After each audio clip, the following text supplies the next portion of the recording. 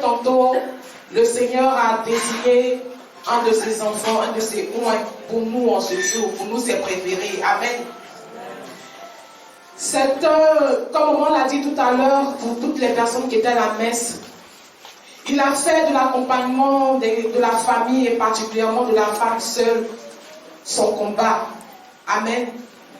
Il est psychologue, clinicien et psychothérapeute. Il est directeur intérimaire de l'Institut de théologie des Jésuites. Il est directeur du département de recherche de l'Institut théologique des Jésuites. Il est fondateur et directeur du centre de counseling professionnel et pastoral clinique. Bien-aimé, tu vas applaudir le prêtre, le serviteur du Seigneur, le Père Jean de Simon.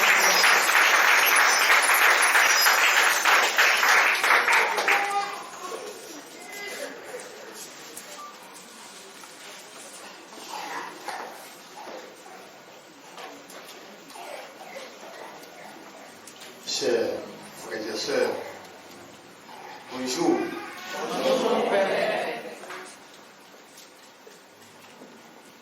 Je voudrais commencer par vous partager le sentiment qui m'a habité lorsque j'ai reçu le message de Geneviève, non seulement m'invitant à venir partager avec vous, mais en me disant qu'il s'agissait de l'ouverture de la célébration des 15 ans d'existence de Fiat. J'ai cherché à nommer le sentiment qui m'habitait. Après, je me suis dit, c'est peut-être le sentiment d'une personne qui a longtemps couru derrière une femme. Il a toujours dit non et subitement, à l'improviste, à sa grande surprise, elle lui tend la main. C'est un peu ça. J'avais tant désiré, sans peut-être le dire ouvertement, d'entrer dans la maison Fiat. Amen. C'est arrivé. Et ça arrivait à un moment spécial. Donc voilà comment le Seigneur me manifeste son amour. Et voilà comment le Seigneur confirme ma mission. En m'invitant à m'associer à vous pour célébrer sa mission auprès des femmes et en particulier auprès des femmes qui vivent, disons, le célibat laïque, comme on le dit, en particulier. C'est un peu ça. Je voudrais dire merci de tout cœur à Maman Cécile, son équipe.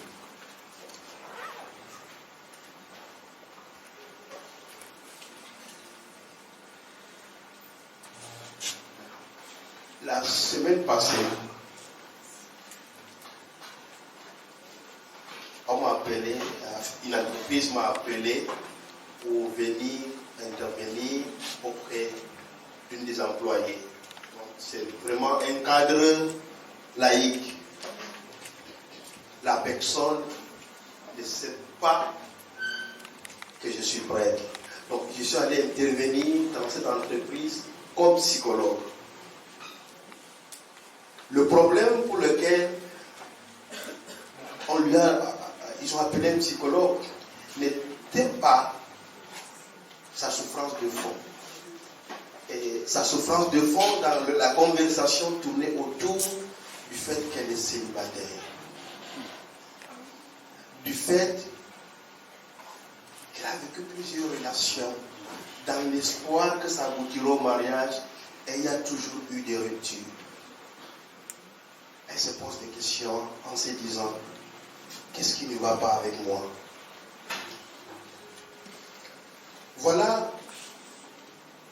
ce que vivent beaucoup de femmes en Afrique. Le célibat, parlons-en. Mais comment en parler? Et pourquoi devons-nous en parler aujourd'hui?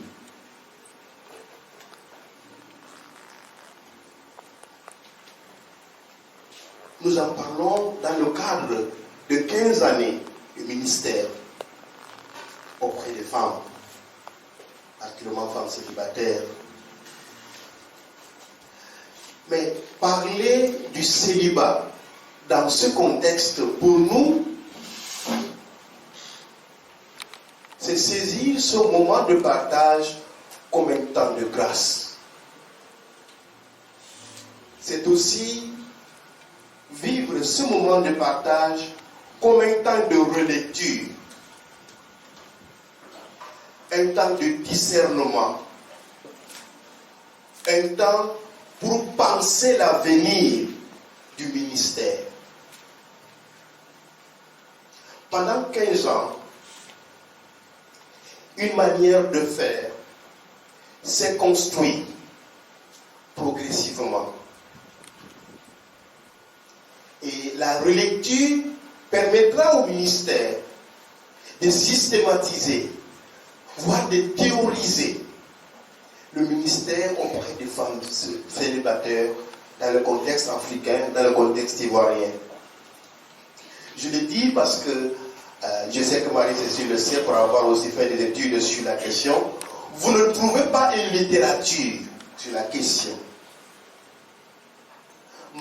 Le sujet de ma thèse sur l'accompagnement des femmes célibataires est parti du fait que les étudiants me posaient des questions. Mais toi, tu fais la psychologie pastorale. Dis-nous comment accompagner cette population.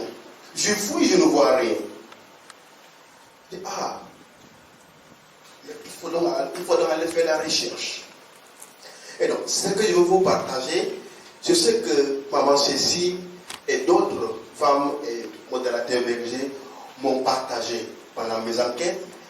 Mais c'est en prenant tous ensemble, alors en dialogue avec les documents que j'ai pu trouver plus du côté des États-Unis, réfléchir sur la question. Mais ici, pour répondre à la question, ce n'est pas toute la thèse, c'est plutôt prendre des éléments que je trouve importants pour répondre à la question du célibat. Parlons-en, tout simplement.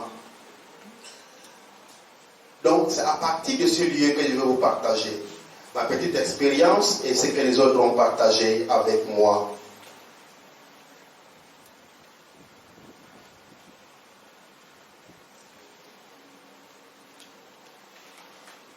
Je poserai plus de questions pour aider chacun et chacune à faire une relecture. Peut-être que vous êtes au FIAT depuis 15 ans, depuis 14 ans, depuis quelques années, peut-être même depuis quelques jours.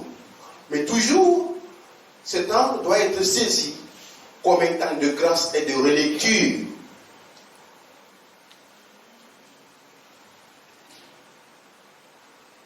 La première question que je voudrais que nous nous posions, c'est en étant au FIAT, qu'avons-nous compris et qu'avons-nous appris sur le célibat laïque? Qu'est-ce que nous avons compris? Qu'est-ce que nous avons appris? Depuis que nous sommes dans cette fraternité, dans cette communauté, qu'est-ce que nous avons appris sur le célibat?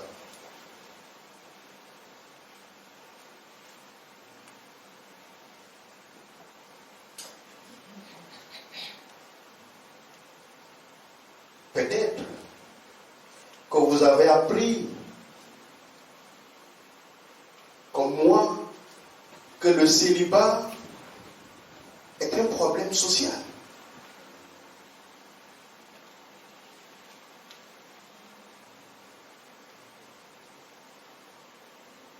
Dans quel sens? Le célibat est un problème social. Parce que c'est une réalité que la société fait ou construit, mais c'est aussi une réalité qui affecte la société.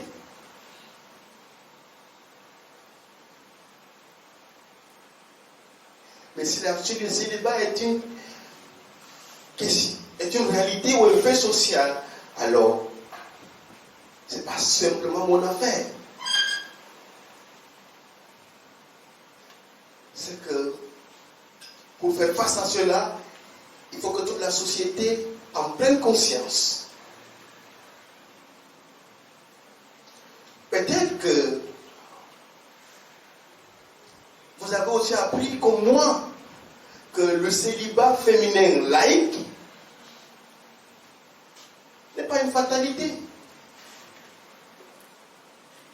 Peut-être que vous avez appris que, mais en fait, mon état n'a pas changé, mais ma vie a changé depuis que je suis au Fiat. À Fiat. Excusez-moi, donc je ne sais pas si c'est au Fiat. Ok. Bon, peut-être que par expérience, vous avez appris ça. Que mon état n'a pas changé, mais ma vie a changé. Et si vous avez appris ça, vous comprenez déjà que, ma vie ne dépend pas de ça. Ma joie ne dépend pas de ça. Ma fierté ne dépend pas de ça.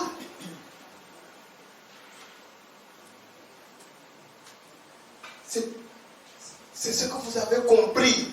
C'est ce que vous avez vécu. Donc vous en êtes convaincu. Vous en êtes convaincu. Je l'ai dit parce que souvent dans l'accompagnement, vous rencontrez des personnes vraiment déprimées, angoissées, après quelques séances d'accompagnement, mais la vie des personnes change, remplie de joie, remplie de sens. Je dis, je me rends compte que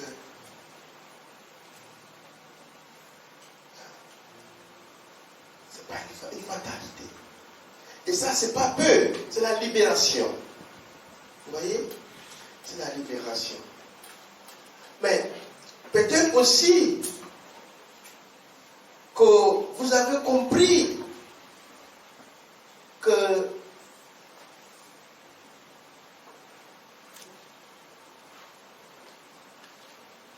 le célibat est aussi un fait de l'Église.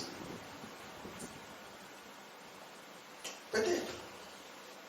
C'est-à-dire ici, quand je parle du célibat, c'est le sens, sa construction, ce qu'on a, la façon dont on en parle. C'est aussi un fait peut-être de l'Église. Parce que je sais que certaines façons de parler du célibat laïque ou célibat féminin laïque génèrent de la souffrance. Tout comme il y a des manières de parler du célibat féminin laïque qui suscitent de la foi, de l'espérance. Peut-être que vous avez appris ça.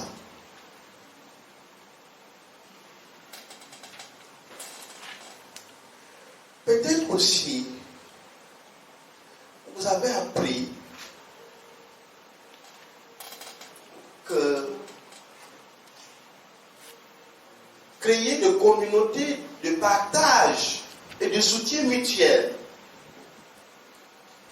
comme ce que vous vivez à Fiat, est important pour les femmes célibataires. Vous voyez, là, vraiment ce que l'Église a voulu faire en créant Fiat, c'est de sortir la question des femmes célibataires de l'anonymat.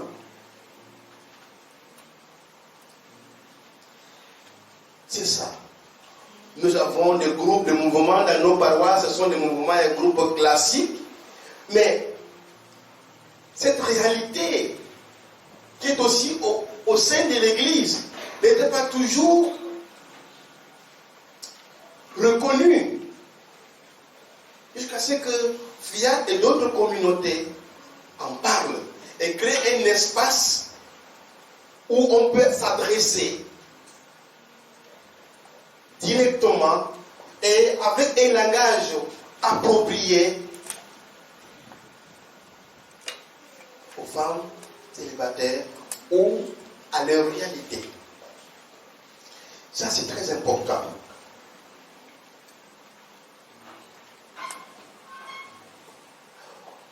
Mais en fait, quand nous disons célibat aux femmes célibataires, les images qui nous viennent en tête ou à l'esprit, ces images-là viennent de ce que nous avons reçu de l'Église et de nos familles. De l'Église et de nos familles.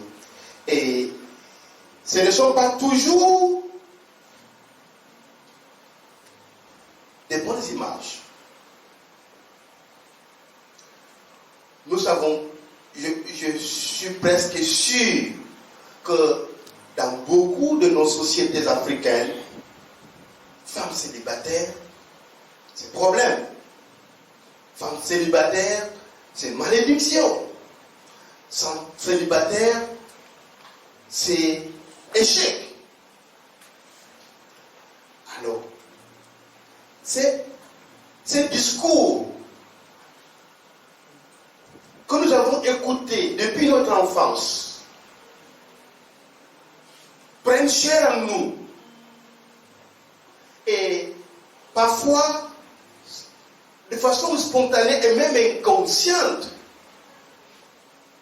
ces discours influencent la façon dont nous nous regardons, la façon dont nous nous apprécions. Et dans cette logique, c'est tout à fait normal qu'on pense qu'il y a problème. Ça, c'est la société traditionnelle. Mais l'Église est venue d'une certaine façon renforcer cela. C'est ça en fait. C'est-à-dire, le discours que l'Église a ou tient sur le célibat laïque non consacré n'est pas un discours qui est très sensible à cette réalité. Il faudrait qu'on le reconnaisse pour que les discours théologiques de l'Église évoluent. L'Église reconnaît deux états. Vous voyez, dans son discours officiel, l'Église reconnaît deux états de vie. Consacré ou le mariage. Vous voyez? Donc, moi je suis femme célibataire, adulte, chrétien. Où est-ce que l'Église me place? Où est-ce que l'Église me place? L'Église me place au carrefour, en attendant. Mais, je suis placé au carrefour, mais jamais ça ne bouge. Vous voyez? Et c'est ça la réalité aussi du discours de l'Église. C'est pas confortable. Vous voyez? C'est pas confortable. L'Église doit développer un discours qui intègre cet état-là. Mais l'Église ne dit pas qu'il faut vivre cet état dans la souffrance. Non. Mais il faut reconnaître que le fait que l'Église développe seulement deux états fait que pour certaines femmes, le célibat doit être une transition. Mais quand ça dure, comme on dit souvent, je lis sur le communiqué, mon célibat a trop duré. Mais elles ont raison, parce que l'Église dit non, tu ne dois pas durer là-bas. Vous voyez? Donc, ça c'est une réalité.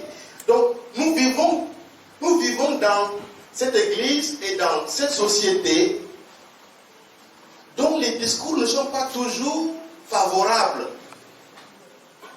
Il faut reconnaître cela. Et dans nos paroisses, la pastorale de la famille, tout ça, on est centré sur le mariage. On est tributaire de cela. Parce que souvent, quand on ne prend pas conscience de ça, souvent on se sent mal, on se pose des questions négatives, mais on ne sait pas d'où ça vient. Non, ça vient de tout ces... Nous vivons dans un monde qui a ce discours-là qui nous affecte. Mais c'est de cela que Jésus est venu nous libérer. C'est ça.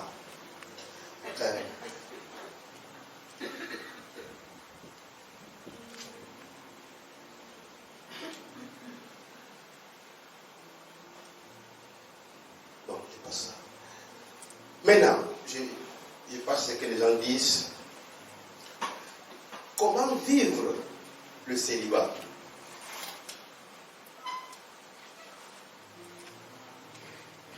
Comme chrétien, en général, le célibat laïque n'est pas notre choix. C'est ça. Il peut y avoir quelques-unes, mais en général, les chrétiens, femmes chrétiennes, sont invitées à être ouvertes à l'appel, au mariage ou à la vie consacrée, à être ouvertes. Notre attitude consiste à être ouverte pour dire oui lorsqu'il nous appellera. Donc, mais comment vivre alors? Comment vivre ces moments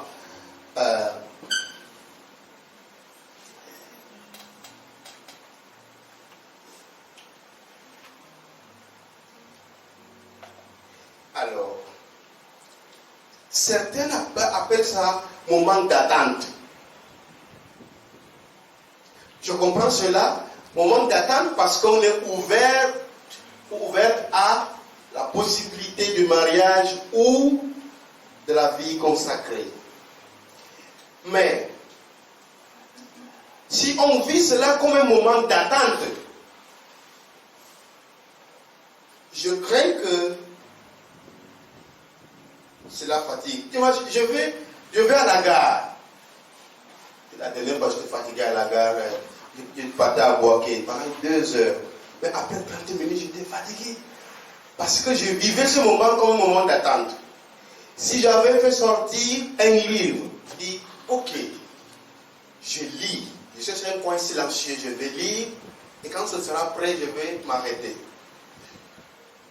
Je n'aurais peut-être pas ressenti la fatigue.